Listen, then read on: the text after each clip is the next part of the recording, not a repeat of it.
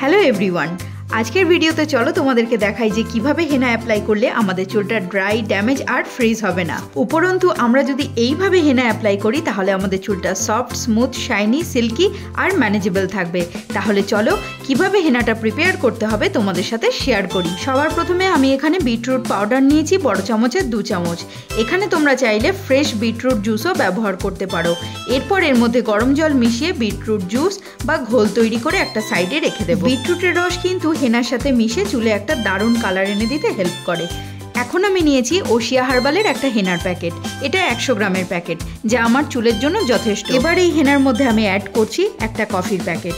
এটা 10 টাকা দামের একটা কফির প্যাকেট। এটা পুরোটাই আমি এই হেনার মধ্যে ঢেলে দিচ্ছি। এখন আমি এর মধ্যে অ্যাড করে নিচ্ছি বিটরুট পাউডার দিয়ে যে জুসটা তৈরি করেছিলাম সেটা। বিটরুট জুসটা দিয়ে দেওয়ার পর এর মধ্যে এখন অ্যাড করে নেব চায়ের লিকার। অনেকটা পরিমাণে জল আর বেশ খানিকটা চা পাতা দিয়ে তৈরি করেছিলাম এই চায়ের লিকারটা। অনেকক্ষণ ধরে ফোটার পর যখন জলটা পুরো কালচে হয়ে গেছে তখন এটাকে আমি নামিয়ে ছেঁকে নিয়েছি। এখন ঠান্ডা হওয়ার পর আমি এই হেনার মধ্যে এটাকে অ্যাড করে নিচ্ছি। সবকিছুকে খুব ভালো করে মিশিয়ে নেওয়ার পর একটা ক্যারি প্যাকেট এর মধ্যে ঢাকা দিয়ে রেখে দেবো সারা রাত সেট হওয়ার পর চলো এখন দেখে নিই হেনাটা ঠিক কি অবস্থায় রয়েছে। হেনা অ্যাপ্লিকেশন কিভাবে করতে হয় সেটা নিয়ে আমি আগেও ভিডিও তৈরি করেছি। ফেসবুক বা ইউটিউবে আমার অনেক বন্ধুরা আমার কাছে জানতে চেয়েছিলে যে লোহার কড়াই ছাড়া আর কিভাবে আমরা আমাদের হেনাটা সারা রাত ভিজিয়ে রাখতে পারবো। তাদের জন্যই আজকের এই ভিডিও। এখন আমি এর মধ্যে অ্যাড করছি খয়েরের ঘোল। এটা আমি আগেও ভিডিওতে শেয়ার করেছি যে খয়ের আমাদের চুলের জন্য কতটা উপকারী বা হেনার সাথে মিশে আমাদের চুলে কতটা কালার এনে দেয়। সেটা নিয়ে আর নতুন করে কিছু বলছি না, আমি এখানে খয়ের অ্যাড করছি। খয়ের অ্যাড করার সাথে সাথেই দেখো হেনার কালারটা পুরো চেঞ্জ হয়ে গেল। তোমরা হয়তো দেখেছো যে যারা পান খায় তাদের মুখটা কিন্তু সবসময় লাল থাকে। কারণ কি জানো? কারণ হচ্ছে তারা পানের সাথে খয়ের খায়, তার জন্যই কিন্তু তাদের মুখটা লাল হয়। লাস্ট আমি এর মধ্যে অ্যাড করছি সর্ষের তেল। এতে চুলটা রাফ হবে না, উপরন্তু চুলটা কিন্তু সফট থাকবে আর কোনো রকম ফ্রিজিনেসও আসবে না। হেনা অ্যাপ্লিকেশনের আগে চুলটা বড় দাঁড়ের চিরুনি দিয়ে খুব ভালো করে একবার আঁচড়ে নিচ্ছি। তোমরাও তাই করবে, নইলে কিন্তু ধোয়ার সময় খুব অসুবিধা হবে। হেনা অ্যাপ্লিকেশন কিভাবে করব সেটা আমি আগেও তোমাদের সাথে শেয়ার করেছি, তাই আজকে আর ডিটেলসে শেয়ার করছি না। তোমরা চাইলে সেই আগের ভিডিওগুলো একবার দেখে নিতে পারো।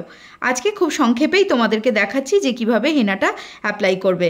আমি যেভাবে অ্যাপ্লাই করা দেখাচ্ছি সেইভাবে কিন্তু খুব সহজ হয় আর খুব ইজিভাবে তোমরা অ্যাপ্লাই করতে পারো। এতে কিন্তু চুলের প্রত্যেকটা জায়গায় হেনাটা খুব ভালো মতো করে পৌঁছয়। হেনা আমাদের চুলের ডিপ কন্ডিশনিং প্রোভাইড করে, চুলের সমস্ত রাফনেস আর ফ্রিজিনেসকে দূরে সরিয়ে রাখে যদি আমরা রেগুলারিটি মেনটেন করি, মানে মাসে 2 বার করে হেনা করি। হেনা অ্যাপ্লাই করার পর একটা পলিথিন ব্যাগ দিয়ে মাথাটা পুরো কভার করে নিচ্ছি। আমি খুব ড্রাই করব না হেনাটা, মাত্র 2 ঘন্টা রাখবো এইভাবে। তারপরেই চুলটাকে প্লেন জল দিয়ে ধুয়ে নেব। হেনা যেদিন করবে সেদিন কিন্তু শ্যাম্পু করবে না, কারণ তাহলে কিন্তু হেনার কালারটা ভালো চুলে বসবে না।